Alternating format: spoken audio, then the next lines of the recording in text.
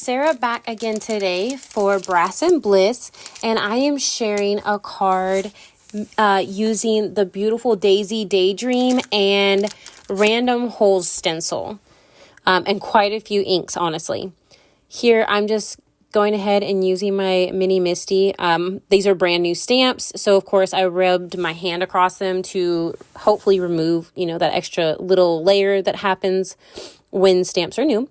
And it stamped really well the first time, so not a big deal. I do realize I don't stamp it extremely great the second time, but I always stamp extras because I do not use all of these on my card today, but I always tend to stamp extras so that I have them to play with and, do what I want with. So if I don't feel like pulling things out and stamping at one point, then I already have some. Here I am stamping a little bit that was not able to go on my Misty the first time. And this has got my sentiment. It says, "You are amazing." And then a flower with a stem. And I pulled some embossing powder from my stash and went ahead and put it across the top of the ink, because with the ink, while it's still wet, it will hold the embossing powder. So I'm going ahead and doing that to all of them. I made a little bit of a mess on my desk. So I'm going to go ahead and clean that up really quick and put that stuff away. I'm going to grab a paintbrush to help me hold it down, and I am going to grab my heat gun. My heat gun is a beast. It will peel paint, and yes, I have peeled paint off of this desk. But yeah, it's a very powerful heat gun, I guess I should say. So I'm going ahead and making sure that I get these all done. When it gets a little too close to my finger, I make sure to put it down, and I hold it with the paintbrush because it gets quite hot. Here, I went ahead and pulled out my glass mat, and I am pulling out, set 4, set 2, set 6, and eventually set 11 of the Color Fuse inks. And I'm squishing them down on top of my glass mat here because I am going to do some watercoloring on all of these flowers. Now, the plus side about embossing is that it kind of helps that the water doesn't go outside of those as easily. I am messy though, and you'll see me correcting some of that later on, not yet. But here I'm going ahead and I'm just using the red to start out with, and I watered it down quite a bit. And then I'm going to, mix the purple and the red together to add some shading. I wanted some variation in color. I'll also pull some of that orange in, the darker orange. The lighter orange I kind of mix in with the center of the flowers here and there.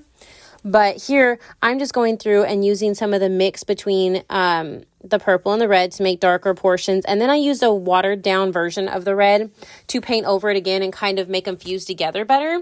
And then I'll go in with some of the orange and add some orange highlights just to where it looks like the sun is kind of kissing parts of the flower a little more. That's where they seem to be a little brighter. And that's where that little orange comes in. And it looks so great when it's all done and dried.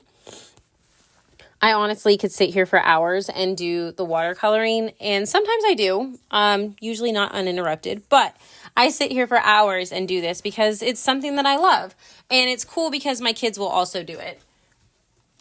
They like to sit, and I'll stamp them out some images, and they will sit there and they will watercolor them or paint them or color them with their markers and everything. So I'm going to go ahead and continue this with all of my flowers, well, the ones that I believe I'm going to use today. So it was the one that had just the sentiment and the floral on it, and then these. And I will use, I think, all of these except for one floral and maybe one leaf. But I still paint them all, and it's okay. It's very relaxing, and it's very nice. And I like the fact that I can play with the darkness on these, deciding where I want a little more of a shadow to be, where I want some more of the highlights to be with the orange.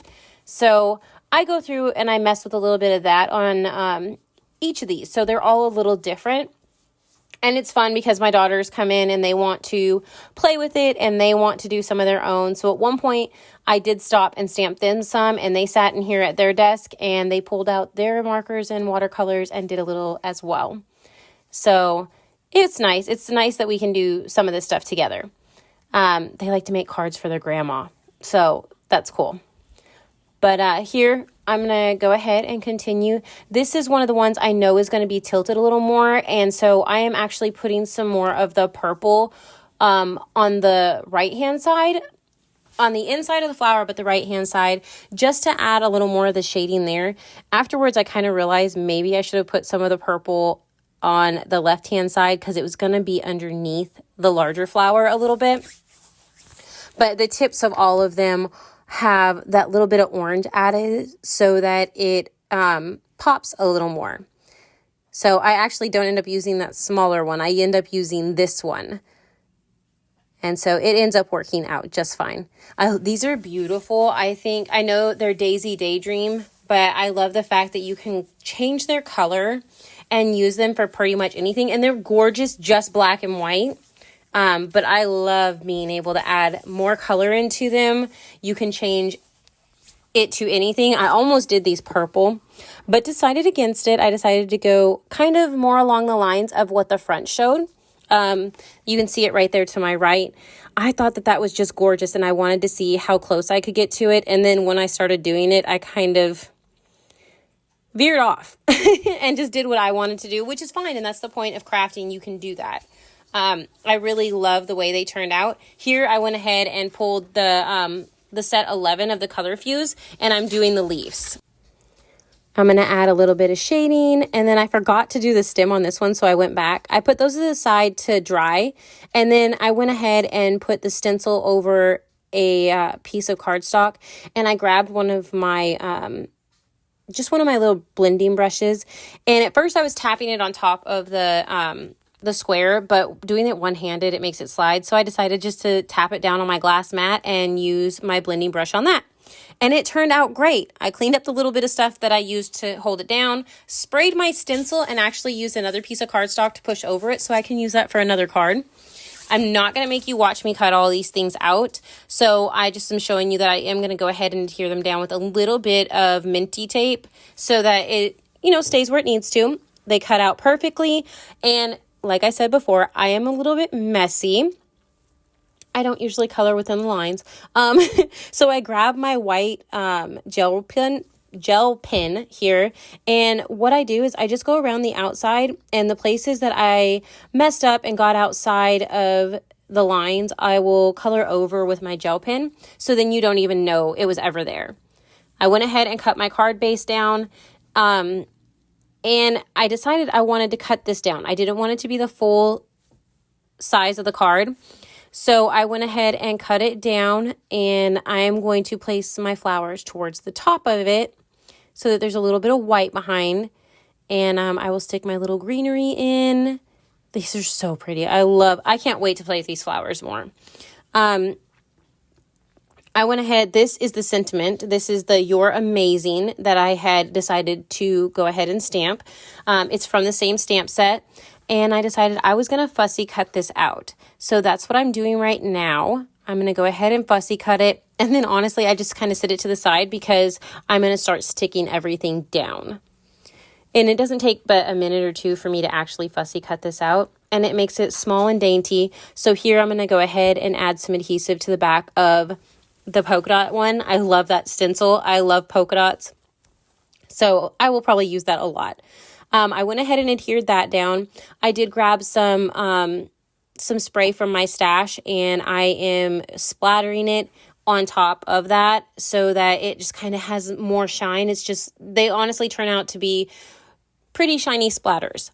I also grabbed some fun foam from my stash and put it on the back of a few of these flowers so that they are popped up, so that there's a little dimension on the card. So I do it to two of the flowers, the two at the utmost top, and I go ahead and I glue the stemmed one down first. Oh no, I glued the other one down first. And I have to move things around a little bit so that they stay where I want them. And then I just go ahead and add my leaves, tuck them here and there. They don't stay exactly in the same place they were the first time I put them down. I'm going to go ahead and add some glue to the back of my sentiment, and that finishes up this card for me. I love the way this card turned out. It's bright, beautiful, and vibrant, perfect for spring. Make sure to check out the Brass and Bliss website. Links will be below. And thank you so much for stopping by. Have a great day. Bye.